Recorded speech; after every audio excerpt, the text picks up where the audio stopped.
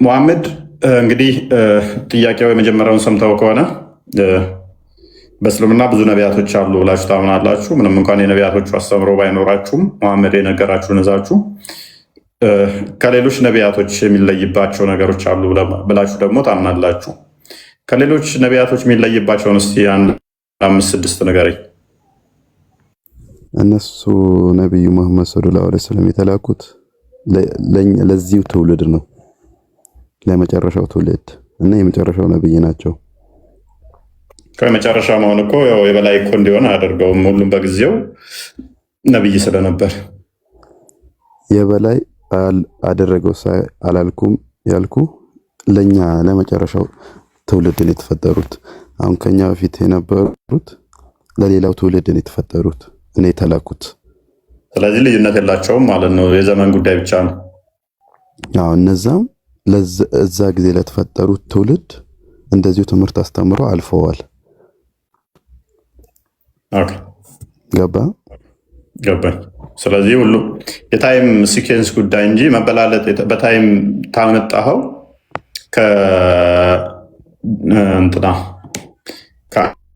ከአደም ኖህ ይበልጣል ማለት ነው።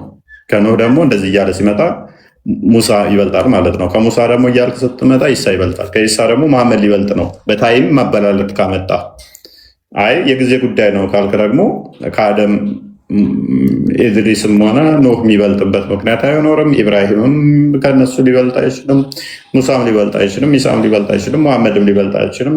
ያያም ሆነ ሌሎቹ ልዩነት አይኖራቸውም። የታይም ጉዳይ ነው የሚሆነው ማለት ነው። እሱን ወላሂ አለም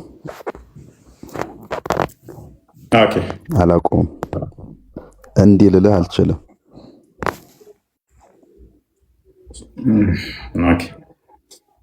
ወደ ሌሎቹ ልለፍ።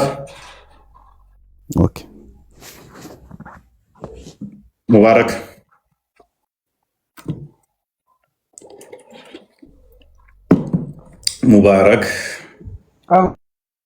እፎይ ይላል። እፎይ በል እስኪ ደክሞህም ከሆነ ብራዘር የዱንያ ወንድሜ የዱንያ ግን በእስልምና ወንድም ማለት ይቻላል አይቻልም እኮ? የዱንያ ወንድሜ ና የቀጣዩ ዓለም ወንድሜማ አይደለ? እስልምና በዱንያም ይቻላል፣ ዓለምም ወንድሜ ትሆናል። አይ የሚቻል አይመስለኝም። ኢቨን አንድ እናት አባት ብትወለድ ራሱ በሃይማኖት ከተለያየ ሱረቱ አልመይዳ 51ኛው ላይ ክርስቲያንና አይሁዶችን ረዳት ወዳጅ አድርጋችሁ አትያዙ ነው የሚለው። ወዳጅ መሆን አችልም፣ ረዳት መሆን አችልም። በሃይማኖት ወንድም ትባባላለህ እንጂ መይዳ 5ኛው ሱራ 51 ላይ ወይንም ደግሞ ሱራ 3 አልኢምራን 28ኛው ላይ ሙስሊሞች ከክርስቲያኖች እና ከአይሁዶች ጋር ረዳት ወዳጅ አድርጋችሁ ተያዛችሁ እናንተም ከነሱ አንዱ ናቸው ነው የሚለው። ወንድሜ ረዳት እያልክ የምትለኝ ከሆነ ጀስ እንትን እየፈጠርክ ነው። በሃይማኖት ደግሞ ወንድም የምትባባለው የሃይማኖት ብቻ ነው ወንድምነት ያለው እንደሱ ነው የምናስቀማቀው። እሱን ደግሞ በሃይማኖት ወንድም ብላችሁ ጥሯቸው የሚባለው በእስልምና ውስጥ ያለን ነው። እኔ ደግሞ ሙስሊም አይደለሁም ክርስቲያን ነኝ። ኤኒዌይስ የሰው ልጆች ዘር የአዳምና የሔዋን ዘር ስለሆነ ወንድማማቾች። እሺ ኤኒዌይስ እሱንም ያዘውና ለጊዜው ሙሐመድ ከነቢያቶች በላይ ነው ብለህ ታምናለህ? እንደ እስልምናው ነቢያቶች የእስልምናው ነቢያቶች? አዎ አምናለሁ። በምንድን ነው? በእስቲ አንድ 4-5ቱን ንገረኝ እስኪ የበላይ የሆነበትን። አላህ ምድር ላይ አዳምን ሲፈጥረው ከአዳም ጀምሮ 124,000 ነብያት ነበሩ ምድር ላይ። ከነሱ ውስጥ 25ቱ ነብያትን ሸምድደን እንድናውቅ ዲናችን ያዘናል። እምነታችን 25 ነብያት ሙሳ፣ ኢሳ፣ ዳውድ፣ ሱለይማን፣ ኑህ፣ ዘከሪያ፣ ያህያ፣ ያዕቁብ። ከነዚህ ውስጥ ደግሞ 5ቱን የከባባድ ስሜት ባለቤቶች ይባላሉ፣ ኡሉል አዝም ማለት። ከነሱ ውስጥ ደግሞ ከኡሉል አዝም ውስጥ አንደኛው ነብዩ መሐመድ ናቸው። ኦኬ 5ቱ ነብያቶች ልጠቅስልህ ነው። ማማ ኢሳ፣ ሙሳ፣ ኢብራሂም፣ ኑህና መሐመድ እነዚህ የተመረጡ 5 ነብያቶች አሉ። በምንድን ነው የተመረጡት? በምንድን ነው የተመረጡት? አባታችን አደም ከሐዋ ጋር ከገነት ሲወጡ በመጨረሻ ላይ በምትልከው ነብይ በመሐመድ ይሁንብህ ብሎ ዱዓ ሲያደርግ አላህ ዱዓውን ተቀበለው። ስለዚህ ለሙሐመድ ብሎ ገና ሙሐመድ ሳይፈጠር አደም በሙሐመድ ጸሎት አደረገ እያልከኝ ነው። አይ ቲንክ የኢብኑ ተይሚያ መጽሐፍ ላይ ያለን አርጉመንት ነው እየመጣ ያለው። ስለዚህ ለሙሐመድ ብሎ ገና ሙሐመድን ሳይፈጥር ያኔ አደም ይቅርታ የተደረገው በሙሐመድ ነው። ሙሐመድ ምንድን ነው እኮ ሙሐመድ አሁን ችግር የለውም አርጉመንቱ ስለማውቀው ችግር የለውም። ነገራቶች ሁሉ አላህ አይፈጥርም ነበር። ሙሐመድን ባይፈጥር ኖሮ አላህ ምንም ነገር ምድር ላይ አይፈጥርም ነበር እኮ። ለሙሐመድ ብሎ ነው የማረው፣ ለሙሐመድ ብሎ ፈጠራቸው። አንተ አሁን ወደ እስልምና ስትመጣ ላኢላሃ ኢለላህ ትልና ሙሐመድ ረሱሉላህ ማለት አለበት ግዴታ። አላህ አንድነት ማመን በኋላ በነብዩ ሙሐመድ መልእክተኛነት ማመን ግዴታ ነው። አዳምጠኛ። ስለዚህ መስፈርት ራሱ እኮ ግዴታ ብለህ ያመጣው ከሙሐመድ መምጣት በኋላ የሚመጣ ነው። ከሙሐመድ በፊት በሙሐመድ ማመን ግዴታ ነው። አዎ በሙሐመድ ማመን በነብይነቱ ማመን ግዴታ ነው። ሙሐመድ ሳይወለድ በሙሐመድ ነብይነት ሰዎች እንዴት ነው ሊያምኑ የቻሉት? እናትና አባቶቹ በሙሐመድ ነብይነት እንዴት ነው ሊያምኑ የሚችሉት? አባቱ ገና ሙሐመድ ሳይወለድ ነው የሞተው። ላኢላሃ ኢለላህ ሙሐመድ ረሱሉላህ ለማለት ሙሐመድ ሳይኖር እንዴት ነው እንደዛ ሊል የሚችለው? ነብያቶች ጋር ነው። ነብዩ መሐመድ ከመወለድ አባታቸው የሞተው ነብዩ መሐመድ ሆድ ውስጥ እያሉ ነው። እናታቸው ሆድ ውስጥ እያሉ ማለት ነው እኮ። ካዳ ሆድ ውስጥ ሆኖ ገና ሙሐመድ ተወልዶ ራሱ ቆይ እናታቸው ሞተችባቸው። ቆይ ሙባረክ ፕሊስ። እናትየው የሞተችው ሙሐመድ የ6 ዓመት ሆኖ ነው። አያቱ የሞተው ሙሐመድ በ8 ዓመት ሆኖ ነው። አባቱ የሞተው ሙሐመድ ገና ሳይወለድ ነው። ሙሐመድ ነብይ የሆነው በ40 ዓመቱ ነው። እነኚህ የሞቱት እንዳለ ቤተሰቦቹ ሙሐመድ ነብይ እንኳን ሙሐመድ ራሱ ነብይ ነኝ ያለው ከ40 ዓመቱ በኋላ ነው። እንኳን እነሱ ሊያውቁ ነብይ ነው ብለው እሱ ራሱ ነብይ ነኝ ያለው ከ40 ዓመት በኋላ ከድጃ ጭኗ ውስጥ ከከተተችው በኋላ ነብይ ነህ ካለችው በኋላ ወረቃና ከድጃ ተባብረው አንተ ነብይ ነህ ካሉት በኋላ ከ40 ዓመት በኋላ ነው። እስከ 40 ዓመቱ ነብይ እንደሆነ ራሱ ነብይ ነኝ ብሎ አላለም። እንዴት ነው ቤተሰቦቹ በሙሐመድ ግዴታ ያምናሉ የምትለኝ? የመጀመሪያዋ በእስልምና የወረደችዋን የቁርአን አንቀጽ አምጣት እሱ ጋር ይቅራ የምትለዋል እኮ። ያለ ይቅራ የምትለዋ በወረደ ሰዓት እዛ ሂራ ዋሻ ውስጥ የሚጨምቀው አካል በጨመቀው ሰዓት እኮ እናቱም የለችም አባቱም የለም። በአማርኛ ተርጉማ አንቀጽ ይቅራ የሚለው ነው የቁርአን አንቀጽ። ክፈትለት ቃል ክፈቱልኝ። ሱረት ዳ ይቅራ የሚለው ሱራ 96 ነው። እንደዚያ ከ93 96 ኦኬ። አንዱ በረጋ ደም የሚለው ምን አገናኘው? አይዶን ነው። ለጥያቄው ምንም መልስ የሚሆን አይመስለኝም እሱ። አረ መልስ ይሆናል ወይ? መልስ ስላለኝ ነው እሱ ላይ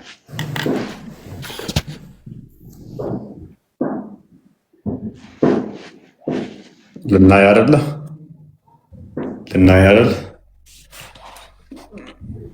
ዛሬ እስልምና መቀበል አለብህ እና ተከታዮችን መቀበል አለብህ። ክፈተው ሱራ 96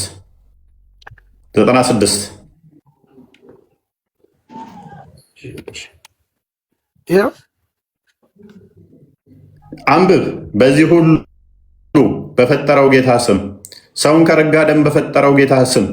ይሄ በእንቅልፍ ልቡ ነው መጥቶ ጅብሪል ጨመቀውና ያዘውና፣ ጅብሪል ማን እንደሆነ አይታወቅም። በእንቅልፍ ልቡ አንብብ፣ በረጋ ደም አንብብ፣ ሰውን በፈጠረው አንብብ። 3 ጊዜ ፌንት እያስነቀለ 3 ጊዜ ፌንት አስነቀለው እንደዚህ እያለ ምንድን ነው ይሄን ያመጣልኝ? በእንቅልፍ ልባቸው አይደለም አቀላቅልብኝ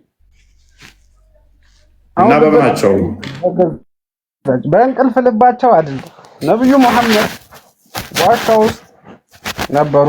ጅብሪል በዙፋን ሆኖ መጣባቸው። ሶስቴ እንዳልከው እየነቀነቃቸው አንብብ አላቸው። አንብብ በዚያ ሁሉም በፈጠረ መሐመድ ማንበብ ይችላል እንዴ? ቆይ ሙባረክ ማንበብ ይችል ነበር መሐመድ? ማንበብ አይችልም መሐመድ። ላስረዳህ እኮ ነው። ቆይ ማንበብ ማይችል ከሆነ አይችልም። ጅብሪል አያውቅም እንዴ መሐመድ ማንበብ ማይችል ጋር መላኩን ጅብሪል አያውቅም ነበር እንዴ? አላህ ሲልከው አላህም አያውቅም እንዴ መሐመድ ማንበብ እንደማያውቅ? ያውቃል። አላህ ሁሉን ያውቁ ከሆነ ማንበብ ማይችልን አካል ታዲያ እንዴት ነው እሱ በግድ አንብብ እያሉ አንቀው 3 ጊዜ ፌንት የሚያስነቅሉት? አይደለም አንብብ አለው። ከዛ ሁለተኛው ላይ ደግሞ ና ሰውን ከረጋ ደም በፈጠረው ጌታ ስም አለው። ቀጥል አውርድልኝ ወደታች። ሰውን ከረጋ ደም ነው እንደፈጠረው አደምን ከረጋ ደም ነው እንደፈጠረው አላህ። አንተ እኮ የአባት ስፐርም ሴልና የእናት እንቁላል ሴል እኮ ነው። ባዮሎጂ አታውቅም። ከረጋ ደም የረጋ ደም ነው እንደ ሲጀመር እሱ የሰው ልጅ ነህ። ከረጋ ደም ከስፐርም እኮ ነው። ከስፐርም ነው የተፈጠርከው አንተ። ስፐርም እና የረጋ ደም አንድ አይደለም ወዳጃችን። የረጋ ደም ከሆነ ተበላሽቷል። የወንድ ስፐርም ሴልና የሴት ኤክሴል አንድ ላይ ሲሆን ወደ ረጋ ደም ይቀየራል። ገብቶሃል? እዚህ ጋር አንብብ። ዝም ብለህ የዛሬ 1400 ዓመት እዚህ ጋር መጥቶልሃል። እዚህ ጋር አንብብ አንብብ። ከዛ ዝቅ አድርግ። ብለድ ክሎት አደረገ ማለት በራሱ በሽታ ነው። አንብብ። ከዛ አንብብ። ጌታ በጣም ቸር ሲሆን አለ አላህ አላቃቸው ቸር ሆነላቸው ለነብዩ መሐመድ ነገሮችን አይተው እንዲረዱ አላህ አደረገ። አሁን ከጠያቂያችን ጋር ኤክሴል እንትን ነው ሳይዝ ነው የልብስ ሳይዝ ነው ኤክሴል እያሉ ነው።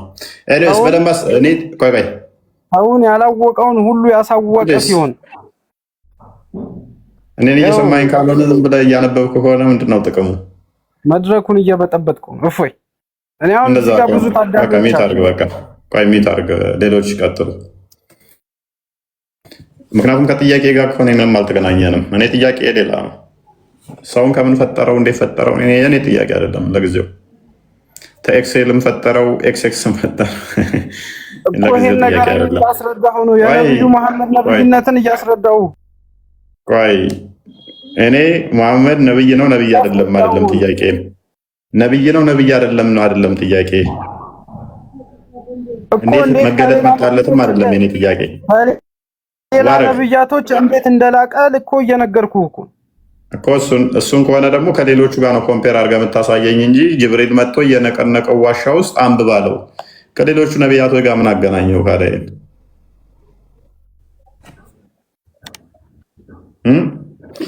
ከሌሎች ነቢያት ለመብለጥ ወይ ለማነስ ምን አገናኘው? እንዴት ኮምፔር ታደርገዋለህ? በዚህ ምክንያት ለምንድን ነው መበጠበጠኝ? ከዛ 6 ቁጥር ጋር ዝቅ በል። ከዛ ላሳየህ እኮ ነው ከነብዩ ጋር አላህ ያላቀበትን ምክንያት እኮ እስልምና መጀመሪያ ብያለሁ እኮ ትናንትናም ብያለሁ። ባህር ነው ብያለሁ። ባህርን እንዴት አንተ ትችላለህ? አይ ሙባረክ አቤት። ባህር ከሆነ አንተ ግባና ዋኝበት፣ እኛን ማማርበት። ከሌሎች ጋር ቀጥል እኮ አብረን ብንዋኘው ጥሩ ነው ብዬ እኮ ነው። እኔ እስልምና ለዓለም የተላከ እምነት ነው። በመፈክር ደረጃ ሰላም በሳቸው ላይ ይስፋል። በቃ አዳምጣ እንዴ። እሺ መረጃ አዘጋጅ። እስከዛ አርቲኩሌት አድርጎኝ ነው። ሐሚድ ቀጥል። እንኳን ደህና መጣ።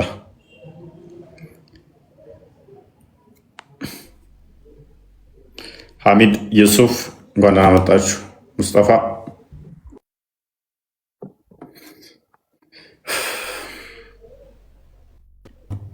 ኢስላም ሙስጠፋ የሚለው ሙስጠፋ መሐመድ ወይ እንኳን ደህና ቆያችሁ። መልካም። እንደ እስልምና የተለያዩ ነቢያቶች አሉ ብላችሁ ታምናላችሁ? እኛ የተለያየ ነቢይ ሲሆን እኛ ምናምነው ያው ረሱል ሰለላሁ ዐለይሂ ወሰለም መሐመድ ብቻ ነው። በሌሎች ነቢያቶች ታምናላችሁ? ታምኑ? በሌሎች ነቢያዎች እነ ኢሳ ነቢይ እንደሆኑ እናውቃለን። ታምናላችሁ ወይንስ ታውቃላችሁ? ያው እናምናለን። ያው እነሱ እኮ ነቢያ ናቸው። ስለዚህ በአንዱም ነቢይ ሳታለያዩ ነው የምታምኑት ነው ወይንስ ታበላልጣላችሁ? ማብለጥ ሳይሆን ያው ነቢይ እንትን አለው አይደለም፣ ገጃ ቁጥር አለው ለሁሉም። ምን ረሱል ሰለላሁ ዐለይሂ ወሰለም የተላኩት ለዓለም ነው። ግን ያው የተላከው ለእስራኤል ነው። ቁርአን ላይ ማስረጃ ልትሰጠኝ ትችላለህ? እንደዛ ሚል ነቢይ ኢሳ የተላከው ለእስራኤል ብቻ ነው፣ ሙሐመድ ግን ለዓለም ነው የሚል ማስረጃ ልትሰጠኝ ትችላለህ?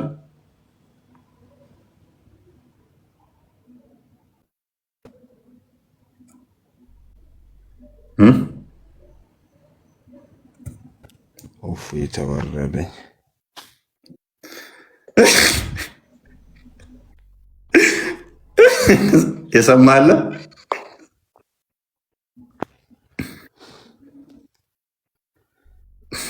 የሰማለ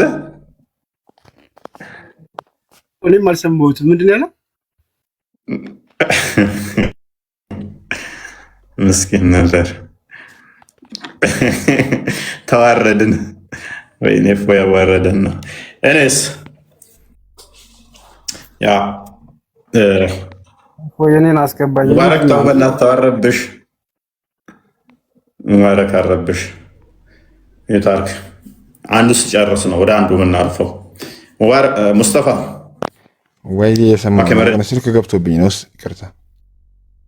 እሺ መረጃውን እንለፈውና መረጃውን ማምጣት ከቻልክ ማምጣት። ቆይ ሐሚድ ተራን አሳልፈሃል። ቅድም እየጠራሁ ነበር። ሰላም ነው ወይ? ቆይ ተራ ጠብቅ ሙስጠፋ። ስለዚህ ለዓለም የተላከ ነው ብለኸኛል። ሌሎቹ ለሀገራቸው ነው የተላኩት አልከና። እሺ ኦኬ፣ እንደዛ ከሆነ በደንብ አስተውል። አቴንቲቭሊ እንድታስተውል እፈልጋለሁ። አሁን ሙሐመድ ለዓለም ነው የተላከው፣ ተቀበልኩ። ከሰባተኛው ሴንቸሪ በኋላ የመጣው ሙሐመድ ለዓለም ህዝብ ተልኳል ማለት ኤሽያም፣ ዩሮፕም፣ አሜሪካም፣ አፍሪካም የአረቡ ምድር በሙሉ የተላከው እሱ ነው አይደለ? ሌሎቹ ግን ሁሉም ለሀገራቸው ነው፣ ለክልላቸው፣ ለዛ ለሰፈር ብቻ ነው የተላኩት። ሌሎቹ ላላልኩም ያው ወደ ቢሳ ነው የተነሳ እንደዛ አልኩኝ እንጂ ስለ ሌሎቹ አልገባውም። ስለዚህ ሌሎቹም እንደዛ ተልከው ከሆነ ምንም ስፔሻል አያደርገውማ ሙሐመድን። ከሱ በፊት የነበሩት እነ ኢሳም ለዩሮፕ፣ ለአፍሪካ እንደዚህ ተልከው ከሆነ ምንም አዲስ አይደለም እኮ። ካደ ሙሐመድ ለዓለም ተላከ ማለት አችልም። ሌሎቹም የተላኩ ስለሆነ ሐሚድ ሚዩተር ጉዳይ አይናውን ኢሳና እሺ፣ የኢሳን እኮ ነው አርጊው እያደረግኩ ያለሁት። ሐሚድ ሚዩት አርግ። እሺ፣ የኢሳን ነው አርጊው እያደረግኩ ያለሁት። እሺ፣ ኢሳ ወደ ኢሮፕ፣ ወደ አፍሪካ፣ ወደ እስራኤል፣ ወደ ሁሉም ሀገር ነው የተላከው ወይንስ ለእስራኤል ብቻ ነው የተላከው? ለእስራኤል ነው የተላከው። ስለዚህ ሙሐመድ የሚበልጠው ከኢሳ ነው እንጂ ከሌሎቹ ነቢያት አይበልጥም ማለት ነው። አይለይም ማለትም ሌሎቹ ነቢያቶች ወደ ዓለም ተልከው ነበር። ኢሳ ብቻ ነው ለእስራኤል የተላከው። ሌሎቹ ነቢያቶች ወደ ዓለም ተልከዋል። ሙሐመድም ደግሞ ወደ ዓለም ተልኳል። ከኢሳ ጋር ይለያል። ኢሳ ለእስራኤል ብቻ የተላከ ነው። ሙሐመድ ለዓለም የተላከ ነው። ሌሎቹ ነቢያቶችም ለዓለም የተላኩት፣ ኢሳ ብቻ ነው ለሀገሩ የተላከው ማለት ነው። ለእስራኤል ሲሆን አሁን ያው ነቢይ እንደውን እናውቃለን እኛ በግልጽ። እስካሁን አጥራልኝ። ምን አልክ መሰለህ? ምንድን ነው የሚለየው ከሌሎቹ ስልህ፣ ኢሳ የተላከው ለእስራኤል ነው፣ ሙሐመድ ደግሞ የተላከው ለዓለም ነው አልከኝ። ሌሎቹ ከሙሐመድ በፊት የነበሩት ነቢያቶች ለሀገራቸው ብቻ ነው የተላኩት፣ ሙሐመድ ደግሞ ለዓለም ነው ወይ ብዬ ስልህ ኖ ሌሎቹ ነቢያት አላልኩም ኢሳን ነው ያልኩት አልከኝ። እንደዛ ከሆነ ሌሎች ነቢያቶች እንዲመጡና ኢሳ አለ ሙሐመድ አለ። ሙሐመድ ለዓለም ተልኳል። ኢሳ ደግሞ ለእስራኤል ብቻ ከሆነ የተላከው እነኚህ ነቢያቶች ደግሞ ለሀገራቸው አይደለም ካልከኝ፣ ለዓለምም ተልከዋል ካልከኝ፣ ሙሐመድ ከነኚህ ጋር ይመሳሰላል። ለዓለም ነው የተላኩት፣ እሱም ለዓለም ነው የተላከው። ኢሳ ብቻ ልዩ ይሆናል። አሁን ለእስራኤል ብቻ የተላከ ማለት ነው። ራይት እሺ ወይንስ እንዴት ነው? እፎይ አንድ ነገር ልጠይቃችሁ። እሺ ኢሳ እሺ በእኔ ኢማኑ እኔ ፈጣሪ ነኝ ብለዋል? ይሄን ብቻ መልስልኝ። ምን አገናኘው ከቶፒካችን ጋር? ፈርዖን እኔ ፈጣሪ ነኝ ይመኑብኝ ብሏል። ታምንበታለህ? በቁርአን ውስጥ ፈርዖን እኔ ረብ ነኝ እኔ ረቢ ነኝ ይመኑብኝ ብሏል። ታምንበታለህ? ልድገምህ። ደጃል ሲመጣ እኔ ጌታ ነኝ እኔ ፈጣሪ ነኝ እመኑብኝ ይላል። ታምንበታለህ? ማለት መስፈርት ከሆነ ፕሪኮንዲሽን ከሆነ ደጃል ብሏል ይላል ሲመጣ እኔ ነኝ ፈጣሪያችሁ እኔ ነኝ ጌታችሁ እመኑብኝ ብሎ ሙታን ያስነሳል፣ እሳት ከሰማይ ያዘንባል። ታምንበታለህ? በደጃል ምን አልከኝ? ምስል ገብቶብኝ ነበር። ምን አልከኝ? እስኪ ደጃል ሲመጣ እኔ ጌታችሁ ነኝ እኔ አምላካችሁ ነኝ እመኑብኝ ይላል። ታምንበታለህ? በደጃል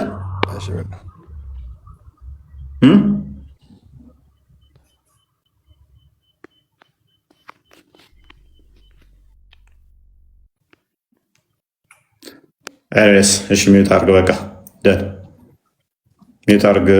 ሙስጠፋ ሙባረክም ሚዩት አድርግ። ሐሚድ ቀጥል። እሺ እንዴት አመሽ እፎይ? ሁላችሁም እንዴት አመሻችሁ? ሰላም ነው? እሺ የርዕሱ ምንድነው? ነብዩ መሐመድ ከሌሎች ነቢያት የሚበልጡበት ወይም የሚለዩበትን ነገር ጥቀሱ መሰለኝ ያልከው። ትክክል ነኝ? ያ እኔን ክሊር ላደርግልህ። ሙሐመድ ነብይ ነው ብዬም አላምንም። በእስልምና ሙሐመድ የተናገራቸውንም ኢሳ የሚባል ነብይ አላቅም፣ ኢብራሂም የሚባል ነብይ አላቅም፣ ኖህም ሆነ ሙሳ የሚባሉ ነቢያቶችን አላቅም። የሙስሊሞቹ ነቢያቶች መቀበላቸው ግን በእናንተ መስፈርት መሰረት ስለምታስጠጉ ወደኛ እኛ ጋር ያሉትን እነሱን ለማለት ነው ብላችሁ ስለምታስጠጉ ደግሞ ሙሐመድን ነብይ ብላችሁ የሚለይበት አለ ብላችሁ እንትን ስለምትሉ ሰው የሚለይባቸው ምንድን ነው? እሱ 1 5 4 6ቶቹ መጥቀስ ከቻልክ። እሺ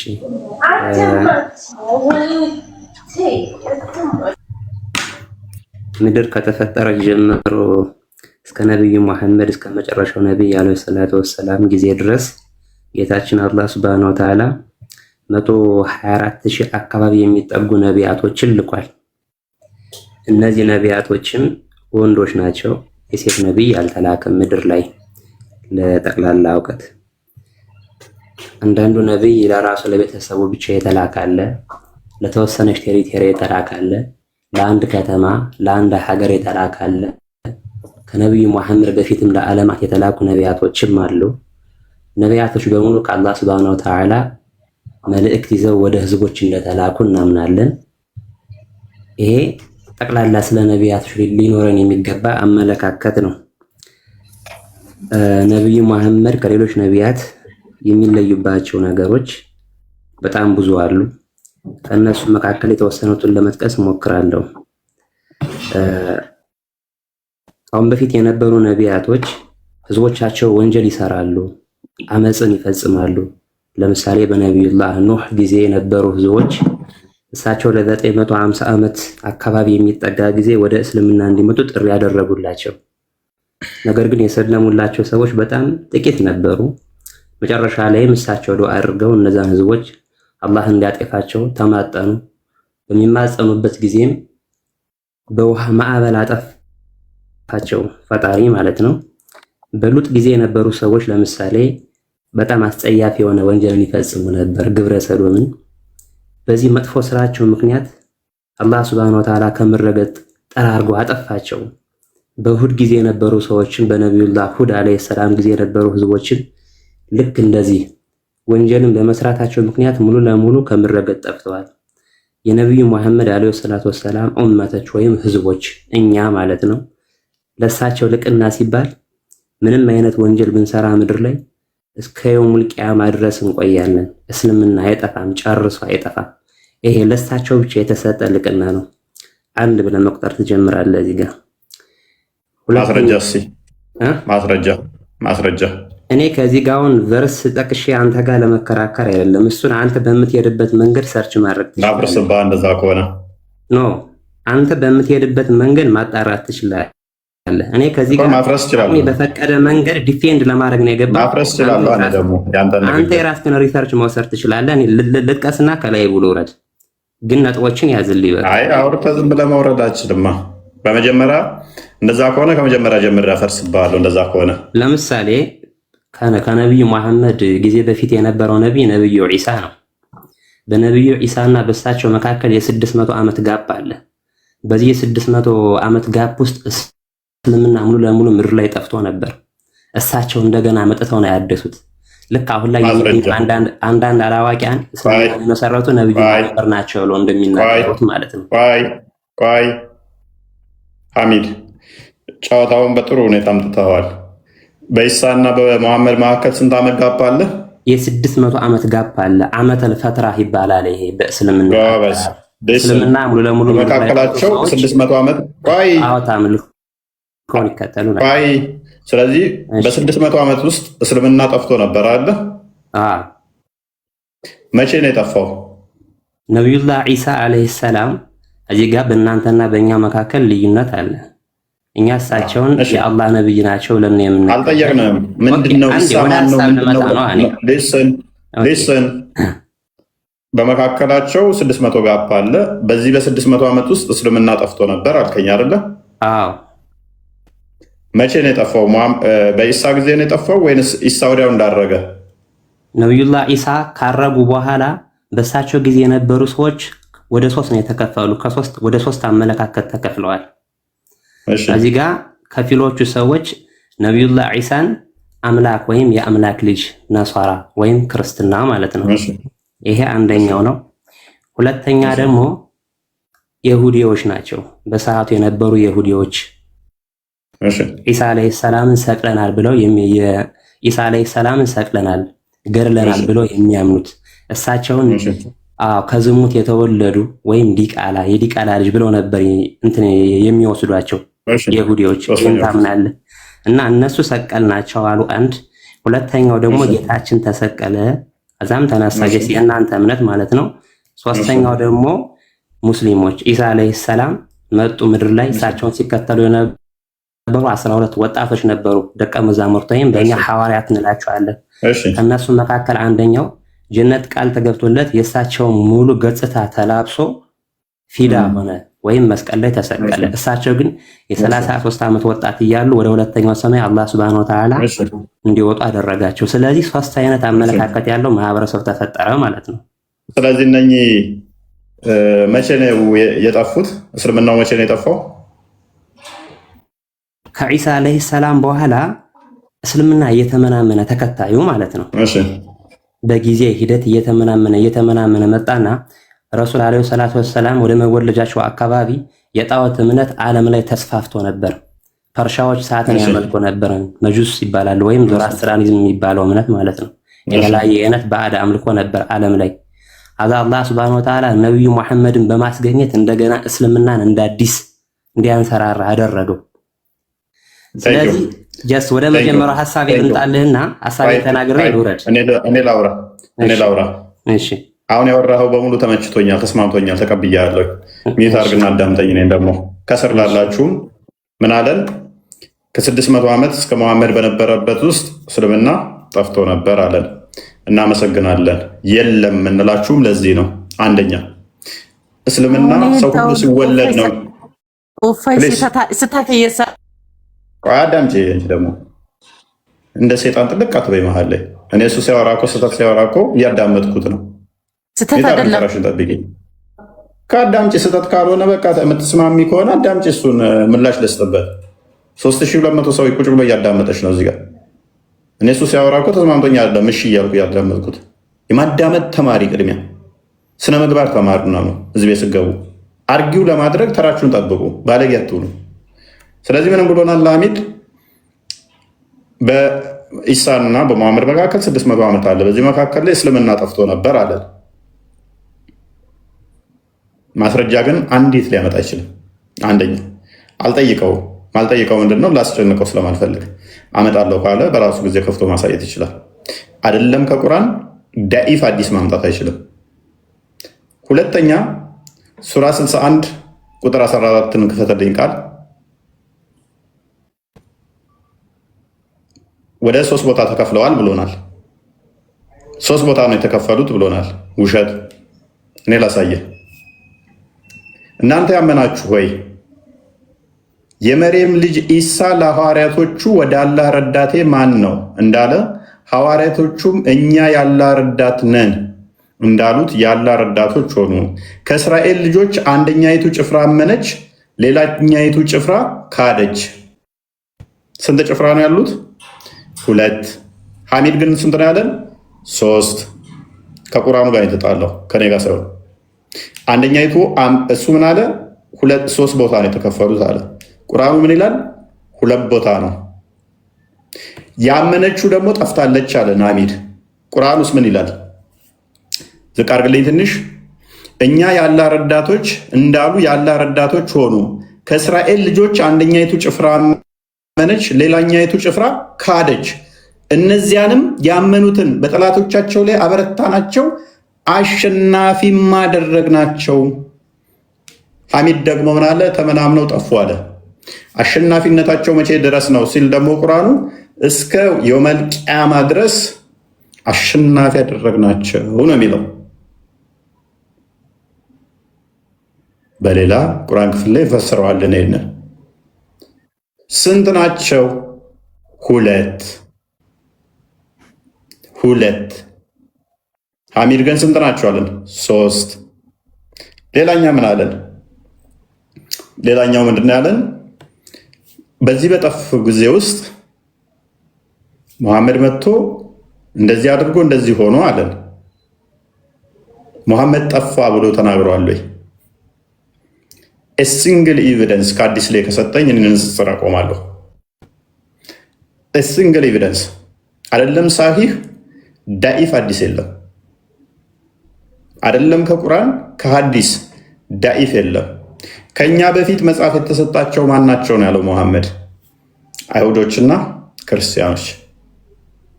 ሱራ 6 156 ጀምሮ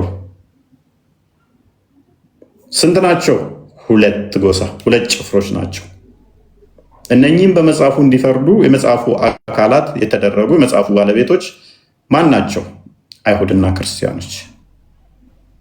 ክርስቲያኖቹ በኢሳ ያመኑ እስከ መጨረሻ ድረስ ሐዋርያቶቹ የበላይ የተደረጉ። ሌላ ምን አለን ሐሚድ? 12 ናቸው አለን። 12 ናቸው አለን። አይደለም ከቁርአን ከሐዲስ ላይ የኢሳ ሐዋርያቶች 12 ናቸው የሚል ሊሰጠን አይችልም።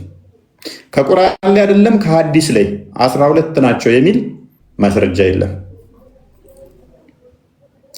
ከተፍሲር መጽሐፍ ቅዱስ ሊያመጣ ይችላል። ማቴዎስ ወንጌል ምዕራፍ 10 ላይ 12ቱ ሐዋርያት ስም ዝርዝር ተጠቅሷል። እነኚህ የበላይ የሆኑት የኢሳ ሐዋርያቶች የሚላቸው ቁርአን ውስጥ አይታወቁም እነማን እንደሆኑ። ቁጥራቸውም በቁርአን አልተጠቀሰም፣ በሐዲስም አልተጠቀሰም። ከተፍሲር ሊያመጣ ይችላል። ወንድማችን ሐሚድ ከተፍሲር ላይ ሊያመጣ ይችላል። ተፍሲር ላይ ከሄደ ግን ሌላ ችግር አለበት።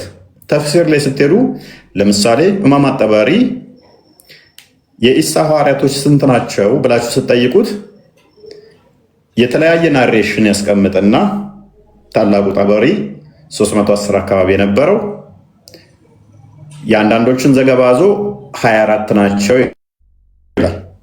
21 አካባቢ ይላቸዋል፣ 18 ይላቸዋል፣ 14 ይላቸዋል።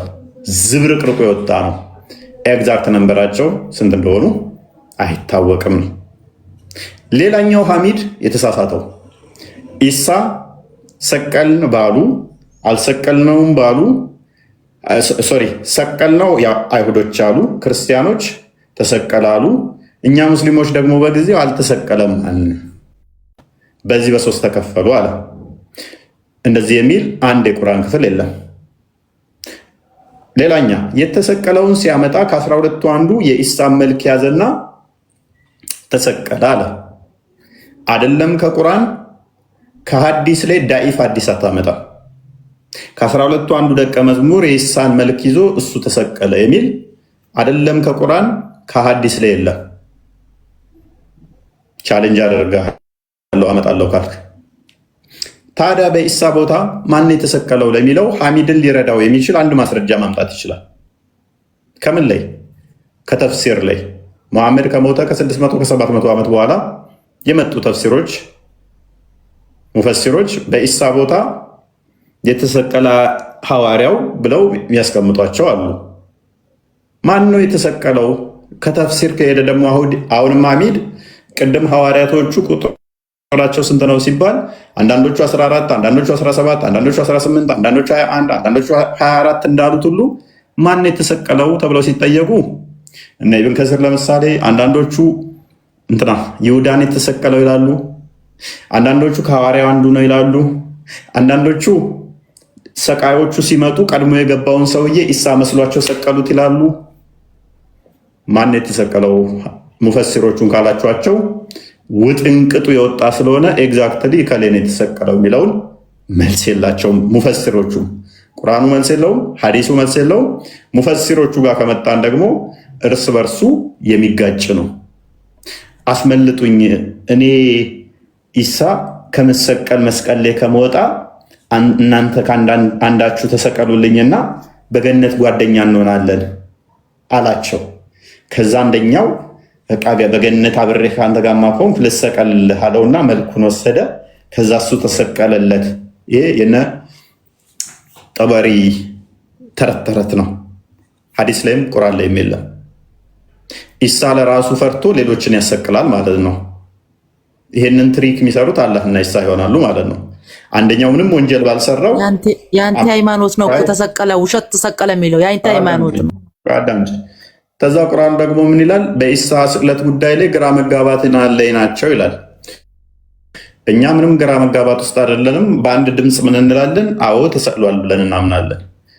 ሙስሊሞች ጋር ስንመጣ ማን የተሰቀለው ስትሏቸው አንዱ ይሁዳ ነው ይላል። አንዱ ከሰቃዮቹ አንዱ ነው ይላል።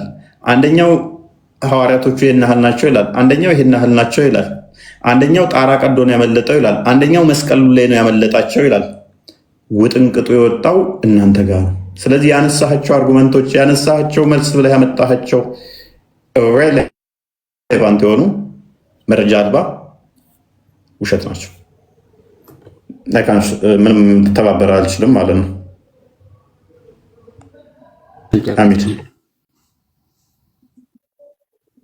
ሀሳቤን አልጨረስኩም። ያ አነሳቸው እንዳላፈርሽብሃለሁ። አይ መረጃ ቀርብበታለሁኝ ካልክ ግን ልጨምር መረጃ ማምጣት እችላለሁ፣ ልጨምርልህ እችላለሁ። ሌሎች ስህተቶች የሳትካቸው ነው። እሺ ከቶፒኩ አልወጣም። ምንድነው ነብዩ መሐመድ ከሌሎቹ ነቢያት የሚበልጡበትን ነገር ጥቀሱ ነው ያልከው። መጀመሪያ ወደ ቶፒካችን መነሻ ስንመጣ መጀመሪያ አንድ ሀሳብ ብቻ ነው የተናገርኩ፣ ማብራሪያ ሰጠህበታል አንተ። እዚህ ጋር ሁለተኛ መልሼ አልከልሰውም። ወደ ሁለተኛው ፖይንት ልምጣልህ። ከሌሎች ነቢያት እሳቸው የሚለዩበት ማለት ነው። እኛ ሙስሊሞች ሶላት እንደምንሰግድ ታውቃለህ። በቀን 5 ጊዜ ማለት ነው። ቁርአን ውስጥ አልተጠቀሰም። ቁርአን ውስጥ አልተጠቀሰም። ይሄ 5 ሶላት የተሰጣቸው ለእሳቸው ነው ለነብዩ መሐመድ እና ቁርአን ውስጥ የለም። 5 ጊዜ በቀን ስገድ የሚል ቁርአን ውስጥ የለም። የድሮ ነቢያቶች ሶላት የሚሰግዱ ለምሳሌ በሙሳ ጊዜ መስጂድ ውስጥ ነበር። ይሄ ለእሳቸው ልቅና ሲባል ምድር በሙሉ ጧህራ ተደረገችላቸው። አንድ ሙስሊም የፈለገበት ቦታ ላይ የፈለገበት መሬት ላይ ሶላት የመስገድ መብት አለው። ሽንት ቤት ውስጥ መስገድ ይችላል? ሽንት ቤት ውስጥ መስገድ ይችላል? አይቻልም። ሽንት ቤት እኮ ምድር በሞላ ትበል። ቆይ ምድር በሞላ ትበል። የበግ ማደሪያ ቦታ መስገድ ይችላል? የሚሰግድበት ቦታ ጧህራ ካልሆነ መሬት ላይ ቢሆን መስገድ አይቻልም። ንጽህናውን ማረጋገጥ አለቀ በቃ። ምድር በሞላ ብለህ እንዲህ ቦታ ይቻላል? ነው አይቻልም። እንዲህ ቦታ ይቻላል? አይቻልም። ሲቀጥል እነኛ መስጊድ ውስጥ ብቻ ነው የሚሰግዱት የሚል ማስረጃ አንጣልኝ እስኪ።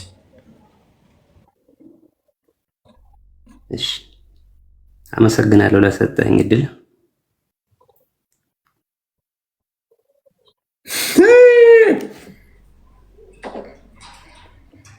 ትትናን እናደንቃለን። እኛ ቤት ሲወራ ግን ሙስሊም እስላም እናፈርሳለን። በሱ ተማር። ኧረ በለናስ ብልግናሽ ነው ለዛ ሲያዩ አንቺ ለመመቃየው ተከበሪ። በዚህ ልጅ ተማር፣ በዚህ በሙስሊም ተማር። በቃ አዎ ተማርኩኝ። መረጃ የለውም ምስልምና ስትጠየቅ መረጃ አመሰግናለሁ ብለው መውጣት ነው። መረጃ ሲጠየቅ ሯጭ ካላ የተሻለ ሯጭ ነው እንዴ? መረጃ ሲጠየቅ ጥሎ አመሰግናለሁ ብሎ ክርስትናህን አየክ፣ ክርስትናህን አየክ። የቱ ጋር እንዳለ እኔ ጭንቅላታቸውን ንፍጥ ነው እንደሞላው ሰዎቹ። ሴቶቹ ግማሽ ጎደሎ ጭንቅላት ስላላቸው ነው፣ አትፍረዱባት። ይቻላል። ይሄኔ እኮ አራተኛ የተደረበች ነች። ይቻው መሯት ነው ምር ያላት ነች። ባይዜ አራተኛ ተቀምጣ በቁሟ ገንዟ ታይታችኋል። የሆነ ምኗም እኮ አይታይም፣ ተገንዛ ማለት ነው በቁም እስልምና ምናምን ተባለ። መረጃ እንዳለ ያነሳውን ነጥብ ካይ እንደንትና በትኛ ፈራርሽ የጥየበት በቃ ኔክስት ልለፍ ብሎ ገና ሲያልፍ አሁንም ጧ በጠረባሳ አደርገውና መረጃ ካመጣ ቻሌንጅ ታደርገኛለህ ስለው የለኝም አመሰግናለሁ ብሎ ሲወጣ እስልምና እንዲህ ነው። ሰው በዚህ መጠን ይደነቁራል። በዚህ መጠን መረጃ ሲጠየቅ የለኝም ብሎ ጥሎ ለወጣ ሰው ጀግና። ከስር ያላችሁ አስተውሉ። ዩቱብ ላይ እስቲ ዩቱብ ላይ ያላችሁ ምን ተረዳችሁ ከዚህ? ይህንን አይነት ድንቁርና፣ ይህን አይነት በሽተኝነት ማለት የአእምሮ በሽታ ነው። ቻይና ያለችው ወደ አይደለም እኮ እስልምና። ወደ 600 ዩቱብ ላይ እያዳመጣችሁ ነው ያላችሁ ሰዎች ምን ተገነዘባችሁ ከዚህ? እያንዳንዱ ያነሳውን እንዴት እንዳፈራረስኩበት አይታችኋላ። ተስፋ አስቆረጡ ታያላችሁ። ልክ ተስፋ ሲቆርጥ የቀድሞ አይታችኋላል። ጧ አድርጌ ስጠልዘው ወይኔ ተበላን አለ። እየሰማ ነው እንደሆነ አልገባውም እሱ ከማድረጉ እንትን ብሎ ፖዝ አደረገና ፖዝ እያደረገ እንትን ሲል ነው ወይኔ ተበላን። ይህንኛው ደግሞ ጧ አዳመጥኩትና ሳደርገው እዛ ላይ መቆየት አልፈለገም። ኔክስት ሌላ አርጉመንት አመጣለሁ ሲል ስናደርግበት አመሰግናለሁ ብሎ ሽርትት ብሎ እዛች ጋር ያለችው መሐመድ አይምሮ ጎዶሎ ያላት እስልምናን አየኸው ውበቱን ትላለች። መረጃ ሲጠየቅ ብሎ የፈረጠጠው ሁኔታ ዩቱብ ላይ ያላችሁ የምታገናዝቡ ስለሆናችሁ እስኪ ምን ታዘባችሁ? እስልምና እንደዚህ ነው። ማጣቁ ከሆናችሁ ጭንቅላታችሁ ላይ ነው ያላችሁ የሚወጡት። የምታቁ ከሆነ ደግሞ እነዚህ ነው የሚሆኑት። እስልምና እንዲህ ነው፣ መረጃ የለውም። እስልምና እንደዚህ ነው። እስልምና እንዲህ ነው። በመጮህና በመሳደብ ፖለቲካ በመስራት ነው እስልምና እስከዛሬ የቆየው።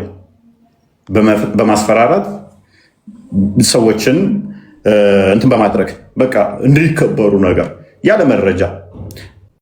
የሚያቅ ሰው ሲመጣ ደግሞ ቻሌንጅ ሲያደርጋቸው የሚያቅ ሰው ምንድነው የሚያደርጉት? ተሳዳቢ ነህ፣ ባለጌ ነህ፣ እንደዚህ ነህ በሚል ነው የሚያሸንፉት።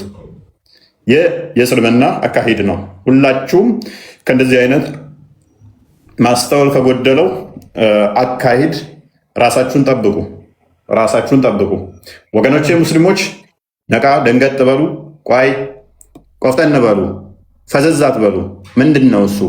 እስከ መቼ ድረስ ነው? እናንተ ተምራችሁ የምታገናዝቡ ሆናችሁ ሳለ በሰባተኛ ሴንቸሪ ላይ በአንድ ተረት በተነገረ ሰውዬ እስካሁን ድረስ ተገትራችሁ የምትቀሩት ምንድን ነው? ከስር ያላችሁ ወገኖቼ፣ በተለይም ሴቶች ሙስሊሞች በአሁኑ ሰዓት ላይ ነው ብዙዎቻችሁ ለቃችሁም እየወጣችሁ ነው። ከዚህ በላይ ግን እንጠብቃለን። ከዚህ በላይ እስልምናን ለቃችሁ እንድትወጡ እንፈልጋለን። ማዝ ተራ ጠብቅ፣ ስራ ጠብቅ፣ ቅድሚያ እድል እስከሚሰጥ ጠብቅ። ሚዩት አድርግ። ሚዩት ስትደረግ አታውቀውም። እንደ መሐመድ ባለጌ አትሁን። የግዴታ እንደ መሐመድ ቤት አትምጣ ማለት አለብኝ። ብልግናን ከመሐመድ ስርዓት ተማርና ና። መሐመድ ቤት አይደለም፣ ክርስቲያኖች ቤት። ስርዓት ጠብቅ። ቅድሚያ ኑር። እንኳን ደህና መጣ።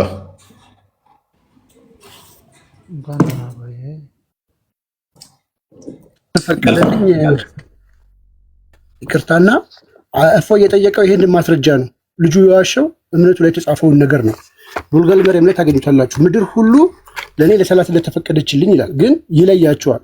አቡ ሁሬራ እንዳስተላለፉት የአላህ መልእክተኛ እንዲህ ብለዋል፣ የምድር አካል ለሙስሊም የውዱ ማድረጊያ ቁስ ለ10 ዓመታት ውሃ ባያገኝ እንኳን ውሃ ካገኘ አላህን ይፈራ፣ አላህን ይፍራ።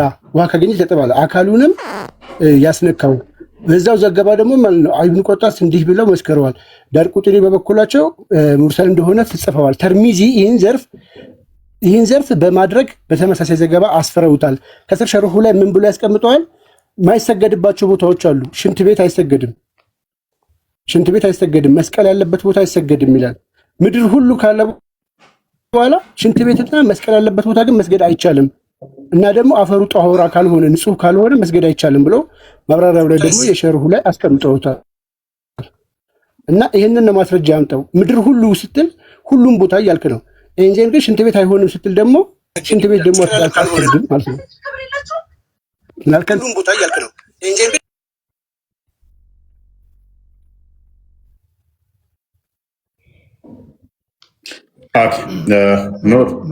ምድር ሁሉ ከሚለው ደግሞ ጧራ የሚለውንም ጨምርበት ማለት ነው። ጧራ የሆነ ቦታ በሙሉ መስገድ ይቻላል ነው። ችግር የለውም እሱ። መሐመድ ግን በዚህ ነው እኔ የበላይ የሆንኩት። ቆይ አሁን የበላይ የሆነባቸውን እስቲ ስንት ነገሮች አንድ 5 ንገረን እስቲ ከሌሎች ነቢያቶች የሚለይበትን።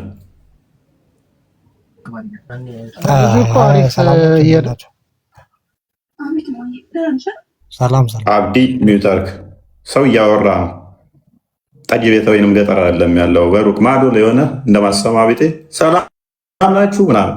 ማሜ ሚውተርክ ስራ ተማሩ ቅድሚያ ሲ ኦኬ። ምንድን ያልከን ኑር? ልጁ ያሁኑ እኮ አሪፍ ነገር እያቀረበ ነበረ፣ ብታዳምጠው አሪፍ ነበር። ሀሳቡን አዳመጥ ነው እኮ እሱማ አዳመጥ ነው እንዴ ብሎ አዳመጠዋል። እኮ በክፍያ እኮ ነው የሚሰራው። አሁን እኮ እኛ እዚህ የምንመጣው ዲቤት ምናምን አይደለም። ዲቤት ከሆነ እኮ አሁን እሱን አታልቅስ ትመልሳለህ። መሐመድ ከሌሎች ነቢያቶች የሚለየው በምንድን ነው? የሚለየው የመጨረሻ ነብይ ነው። ኦኬ የመጨረሻ ነብይ ነው። በዚህ ነው የሚለየው። ነብይነቱ ደግሞ በዘመኔ ፋይን ኢሳ ነብይ ነው አይደለም? ነብይ ነው። ተመልሶ ይመጣል አይመጣም? በመጨረሻው ይመጣል። ከኢሳና ከሙሐመድ ለቂያማ የመጨረሻው ማን ነው? በመጨረሻው ቂያማ የሚቆመው በኢሳ ከመጣ በኋላ ነው። ምንድን ነው የምትለን? ካደ የመጨረሻ ነብይ ነው የምትለን? ኢሳ ነብይ ነው አልከኝ። ኢሳ ገና ይመጣል አልከኝ። ተመልሶ ይመጣ ከሆነ የመጨረሻው ነብይ ኢሳ ነው የሚሆነው። ለምሳሌ ኢሳ ሲመጣ እኮ በራሱ ሳይሆን የሚያስተዳድረው በነብዩ ህግ ነው የሚያስተዳድረው። ማን ያለ ነብዩ ህግ ወይ በነብዩ ማን ያለ? ቆይ የነብዩ ህግ ጂዚያ ነው አይደለ? ጂዚያን ኢሳ ያስከፍላል።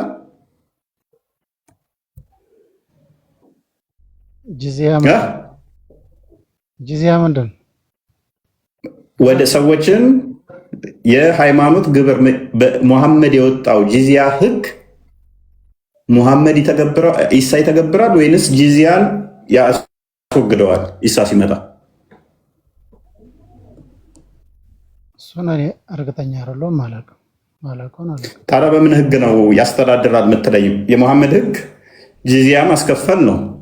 ኢሳ ሲመጣ ደግሞ ጂዚያን ቆይ ኢሳ ሲመጣ ጂዚያን ጭራሽ የሙሐመድን ህግ ጭራሽ ይሽራል።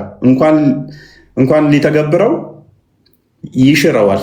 የሙሐመድን ህግ ይሽራል። ስለዚህ የመጨረሻው ነቢይ ማን ነው? ሙሐመድ አለፈ፣ ገና ኢሳ ይመጣል። የመጨረሻው የሚሆነው ኢሳ ነው፣ ሙሐመድ አይደለም። ኢሳኛ እንደምንኖረው ሞቶ ይሄዳል ወደ አህያ። ሙሐመድም አንተ እንደምንኖረው ሞቶ ሄዷል። እኔም ሲጀመር ቁርአን ውስጥ አንድ ጥቅስ ኢሳኛ እንደምንኖረው ኖሮ ይሞታል የሚል አንድ ጥቅስ አታመጣ። ሙባረክ ሐዲስ ላይ አለ። ሐዲስ ከጊዜ በኋላ የመጣ ተረት ተረት ነው። ሙተወቲር የሆነ ሐዲስ ራሱ የለም። ነብዩ ሰለላሁ ዐለይሂ ወሰለም የነብዩ ንግግር ራሳቸው የተናገሩት ከሆነ ማለት ነው ወህይ ነው። ራሳቸው የተናገሩት ከስሜታቸው በምን አወቅ? ራሳቸው የተናገሩት ወህይ ለመሆኑ ራሳቸው መናገር የተናገሩት ወህይ መሆኑን በምን አወቅ? ስለነገሩ ነው ነብዩ ስለነገሩ። ስለዚህ መሐመድ የነገረው ሁሉ ወህይ ነው ማለት ነው።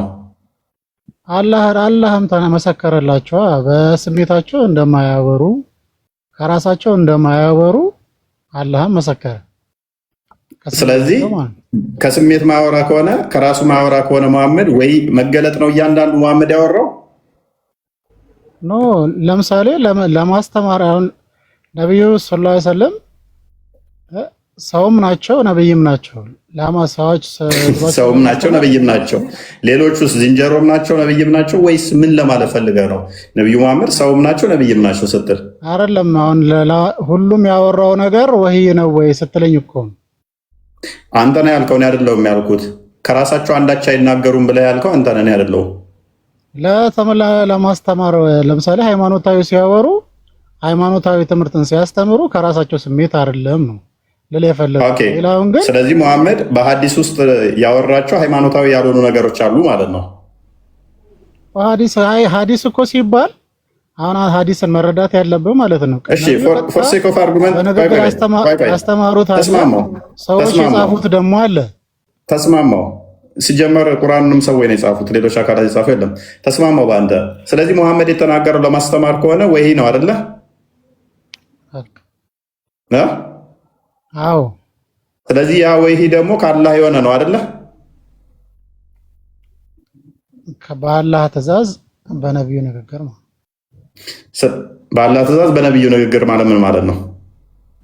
እሺ ከአላህ ነው። ያው ከስሜታቸው ካልሆነ ከአላህ ነው ማለት ነው። ቁርአንስ ቀጥታ ንግግር የአላህ ንግግር ቁርአን ነው።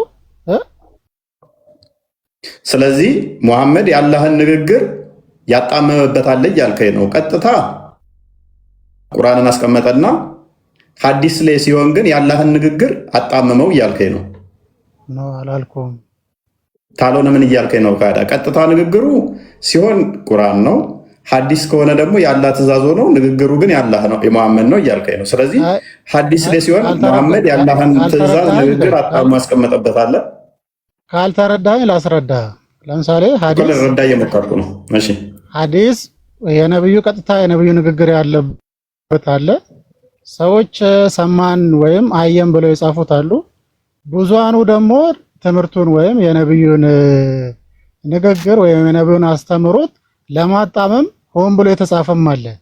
እኔ አልጠየኩም ስለሱ። ነብዩ ከራሳቸው የተናገሩት ከሆነ ከራሳቸው ስሜት አይደለም ነው እያልኩ ያለሁት እኮ። ያ ከራሳቸው ስሜት ያልሆነው ከአላህ ከሆነ በደንብ አስተውል። ከአላህ ከሆነ ቁርአንም ከአላህ ከሆነ ቁርአን ላይ ሲሆን ንግግሩም ያላህ ነው አልከኝ። ሐዲስ ላይ ሲሆን ግን ያላህ ትእዛዝ ንግግሩ መሐመድ አልከኝ።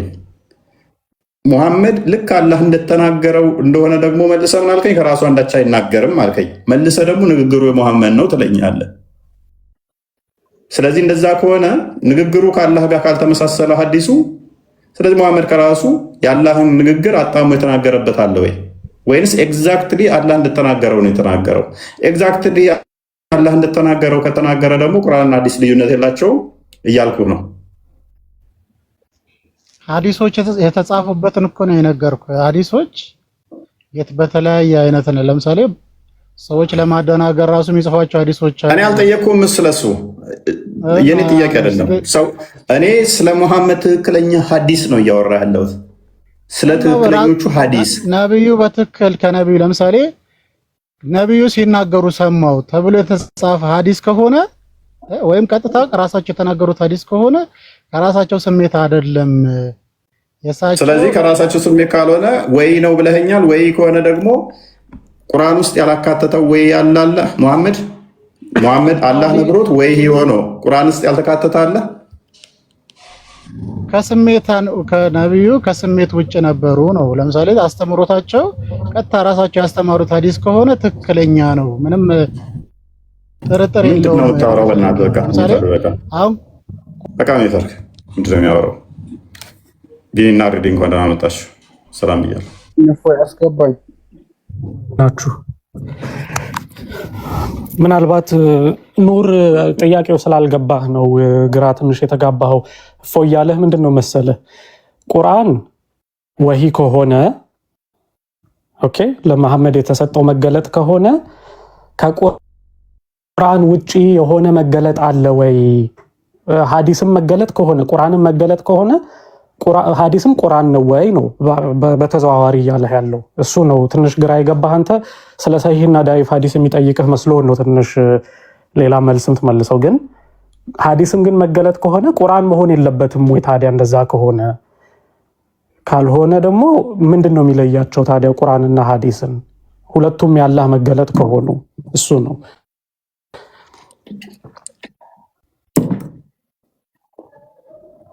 አይን ክሊር የሆነ ጥያቄ እኮ ነው።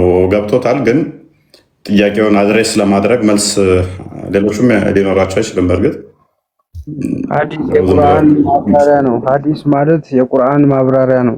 እፎይ ማን ያብራራው? አላህ ነው ያብራራው? ሙሐመድ ነብዩ መሐመድ ናቸው ሰለላሁ ዐለይሂ ወሰለም። ሙሐመድ ከራሱ ነው የሚያብራራው ወይንስ ካላህ? አላህ እንደዚሁ ፈህም ይከፍትላቸዋል አይምሮአቸው እንዲተነተንና ቆይ ስለዚህ ቁርአን ያልተብራራ ሆኖ ሙሐመድ እያብራራው ነበር ማለት ነው። ሙሐመድን አላህ ከሌላ ነብያቶች በጣም ያላቃቸው ሙሐመድ ብሎ ራሱ ቁርአን አልጠየኩም። ሙሐመድን ግን ያሲን አዳምጥ ሙባረክ አላህ ሲያወድሳቸው የነበር ሙባረክ የሆነ ነጥብ ስትመጣብህ ሌላ ሽፍት አድርጋ ትጮህ። ቁርአን ሐዲስ የቁርአን ማብራሪያ ነው አልክ። ሙሐመድ የሚያብራራው በአላህ ቃል ነው ወይንስ ከአላህ ውጭ? ስለ ደግሞ በራሱ ነው የሚያብራራው አልከኝ። ስለዚህ ቁርአን ሳይብራራ ቀርቶ የአላህ ቃል ሳይብራራ ቀርቶ which is ሙሐመድ ከራሱ አይናገር የሚባለው አካል ሰብስክራይብ አድርጉ፣ ላይክ አድርጉ። ቀጥል። ያ ዛሬ የምንመለከተው ሙሐመድ እንደ እስልምና አስተምሮ ብዙ ነቢያቶች አሉን ብለው ያምናሉ። ከነኛ ከብዙ ነቢያቶች ውስጥ ሙሐመድ በምንድን ነው የሚለየው ከሌሎቹ? በቃ ነፍሴን ሰጥለታለሁ፣ እንደዚህ ሆንለታለሁ፣ እንደዚህ ፊዳ ከዋቢዮ ምናምን እያላችሁ የምትሉት ሙሐመድ ከሌሎቹ ነቢያት በምን በልጦባችሁ የሚል ርዕስ ነው ያለን። በዚህ ጉዳይ ላይ እንዲቴል እንሄድበታለን፣ እንወያያለን ከሙስሊሞቹ ጋር ማለት ነው። በምንድን ነው የሚለየው ከሌሎቹ? ሙሐመድ ከፈጠራቸው ነቢያቶች ማለት ነቢይ ብሎ ራሱ የነገራቸው ለነሱ አሉ። ከነኛ በምን ይለያል የሚለውን ዘርዘር አድርገን የምንመለከተው የምንማማርበት ይሆናል ማለት ነው። እንግዲህ ሙስሊሞች ደጋግመው ከሚናገሩት ምንድን ነው እሱ ሙሐመድ እንደዚህ ነው፣ ሙሐመድ እንደዚህ ለእኛ ብሎ እንዲህ ሆኖ፣ ሙሐመድ እኮ ለእኛ ብሎ እንደዚህ ሆኖ ይላሉ። ኦኬ ሌሎቹስ? ምክንያቱም በሁሉም ነቢያቶች የምታምኑ ከሆነ ሌሎቹስ ለእናንተ ምንም አላደረጉ ምንም አላሉ ማለት ነው። የምንመለከተው ይሆናል ማለት ነው። የዛሬ ቶፒካችን ሆኖ የምንዳስሰው ይሆናል።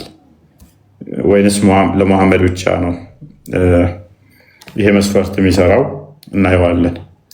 ምክንያቱም በነቢያቶችም በእንትኖቹም ማዳላት ይቻላል ወይ? ከአንዱ ነቢይ አንዱ ማበላለጥስ ይቻላል ወይ? የምንማማርበት ቶፒክ ነው እና ይሄን ይመስላል። ሜይ ቢ እንደ ኢንትሮዳክሽን አቶ ቃል በጣም አሪፍ እና ድንቅ ቶፒክ ነው። እንግዲህ መሐመድ በቀደምት ነቢያት መንገድ የመጣ ነቢይ ነው ብለው እስልምናም የነቢያት ሃይማኖት ነው ብለው እንግዲህ 24 ሃወርስ ሙስሊሞች አደባባይ ላይ ወለ ደረታቸውን ነፍተው ይሞግታሉ። አደባባይ ላይ ወጥተው ስፒከር ይዘው ሲጮሁ ማንም የሚሞግታቸው የለም።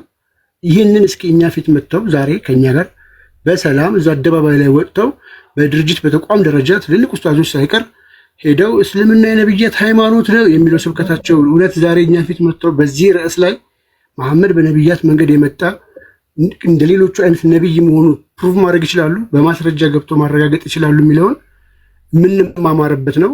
ሁላችሁም እንግዲህ ትዝብታችሁን ወይ ደግሞ ትማራላችሁ ብለን ተስፋ እናደርጋለን። የሚከፈቱ ማስረጃዎችን እየያዛችሁ ሙስሊሞችም ደግሞ በሰላም ስድቡን ትታችሁ ገብታችሁ የነብያት ሃይማኖት መሆኑን እንድታስረዱ ከወዲሁ በትህትና እንጠይቃለን። በጣም አሪፍ ቶፒክ ነው ቦስ። እንግዲህ የነቢያት ሃይማኖት ነው ብሎ ዝም ብሎ መሰከስ ይቻላል።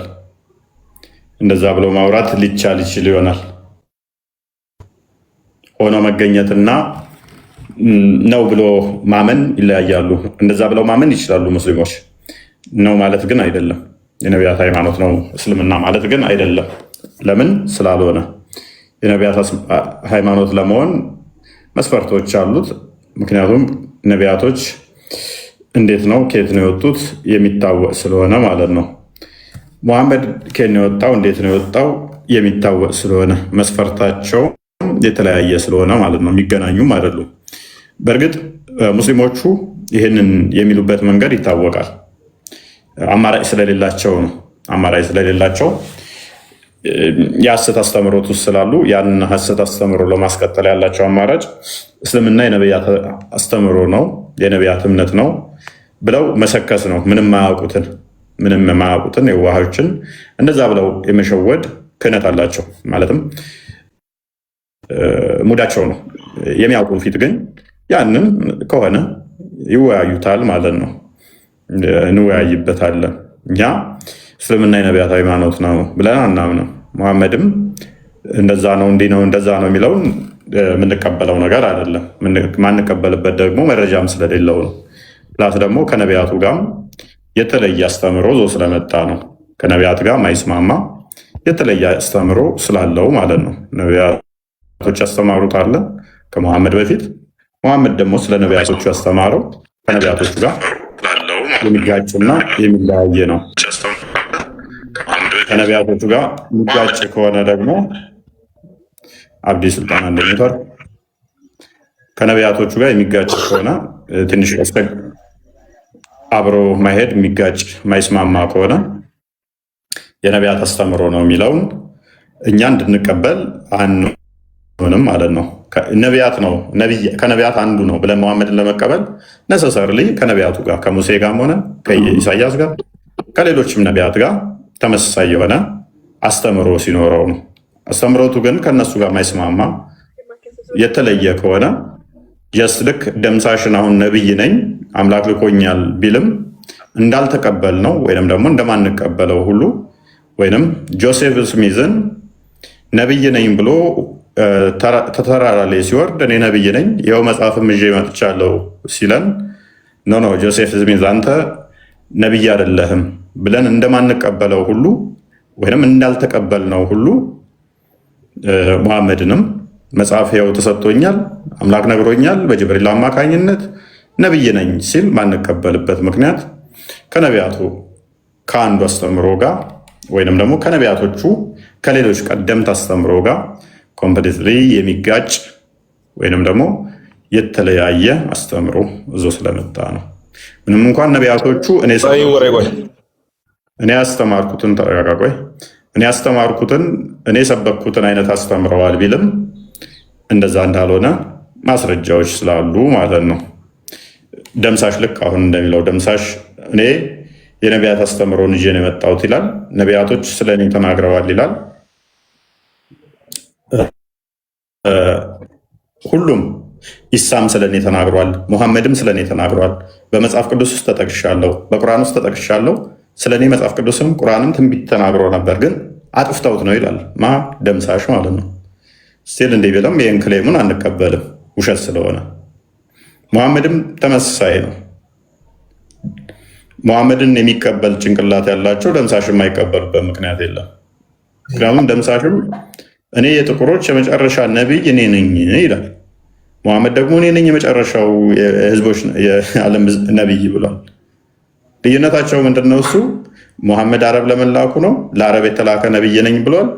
ደምሳሽ ደግሞ ለአፍሪካ ነቢይ ነኝ ብሏል። ቆይ ተረጋጋ። ስለዚህ ፕሊስ ተረጋጋ። ቆይ ተጠጅ ቤት አትግባ ዝም ብለህ። ከዚህ አንጻር እንደማንቀበላቸው ሪከመንድ ጠቆም ካደረኳችሁ ሙሐመድ የተናገረባቸው ራሱ መስፈርቶች ብሎ ያስቀምጣቸዋሉ። ከሌሎች ነቢያቶች የሚለይበት ነገሮች እንዳሉ 6 ከሌሎች ነቢያቶች እለይበታለሁ ያለ አለ። እነኛ ላይ ቤዝድ አድርገን እንነጋገራለን ማለት ነው። ሙዳ ሙሐመድ እንኳን ደህና መጣ። ሀያት ቆይ ተረጋጊ። ኔክስት አንቺ ስለሆነ የምታወሪው ተዘጋጅ ለምናወራው። ሙዳ ይሰማል? ድምፅ በጣም ርቋል። ኤርፎን ከሆነ ንቃለው። ኤርፎን እንኳን አይደለም። እስኪ ጠጋ በልሽ። ወጣ ጭራሽ። ኦኬ ሀያት ቀጥይ። አሁን አንቺ ነሽ አሁን ተረኛው። ሀያት ማይክሽን አንቺ። ሀያት ተራው አንቺ ነው።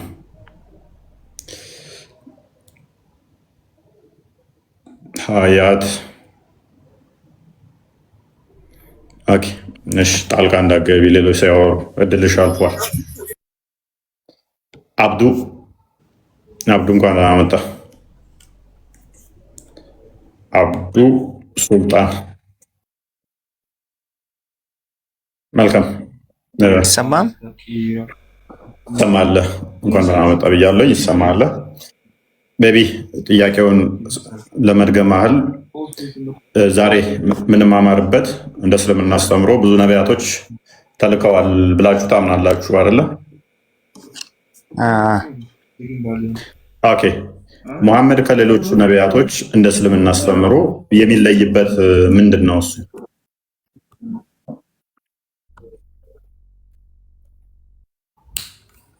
ወይንስ እንደ ሌሎቹ ነቢያቶች ተመሳሳይ ነው?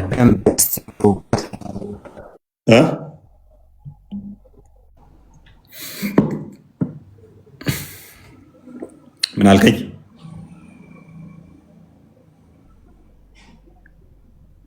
አይ ቲንክ ኔትወርክ መሰለኝ። ይሰማል ቃል? አንተ በደንብ ይሰማል። የእሱ አይሰማም። ኦኬ። አብዱ የኛ ይሰማል? አብዱ ሱልጣን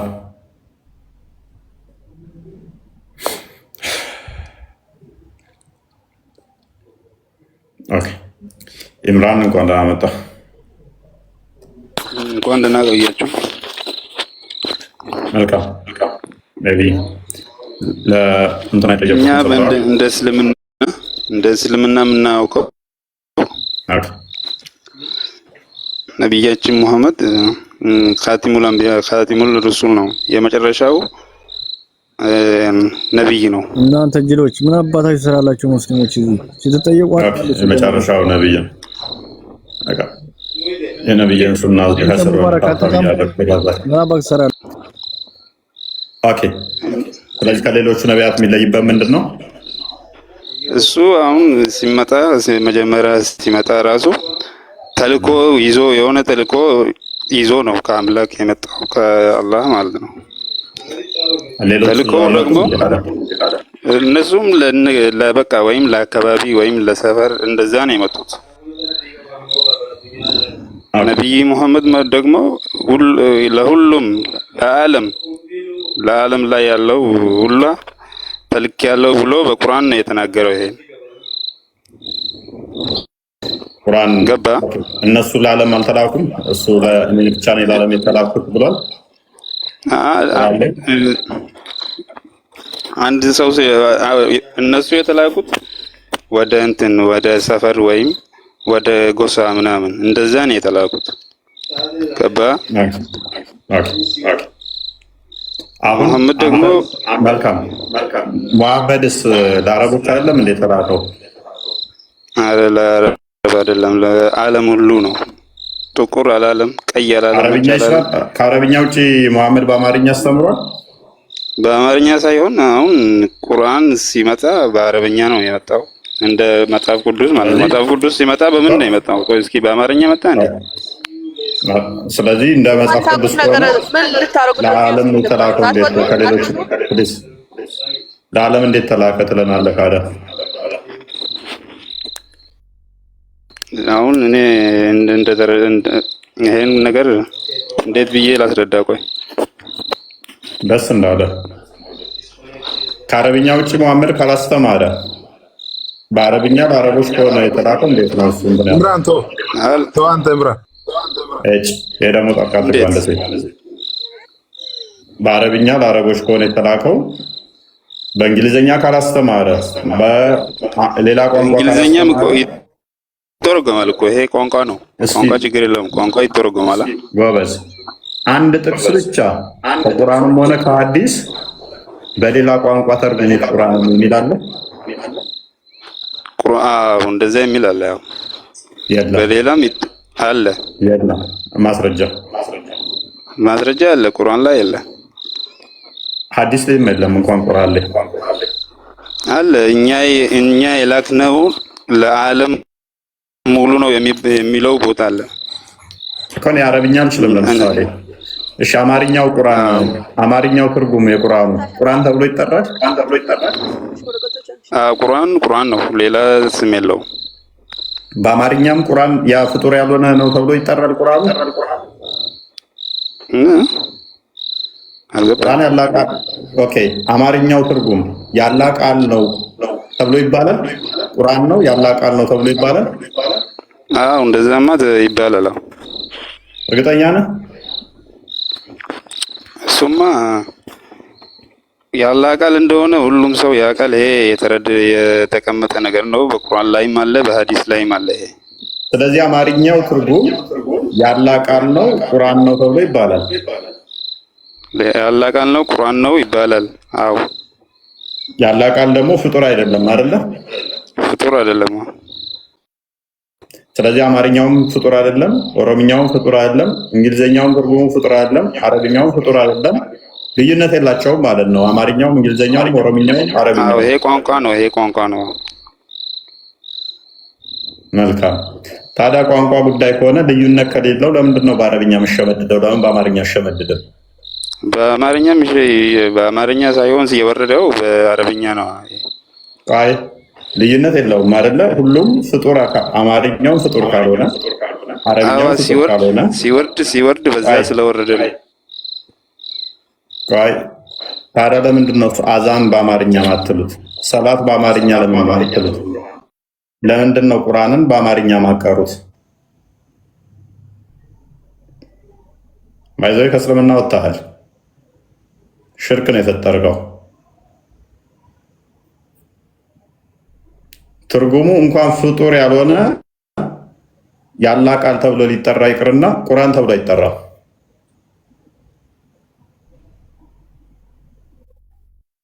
እንዴት ዋልክ እፎይ? ሰላም።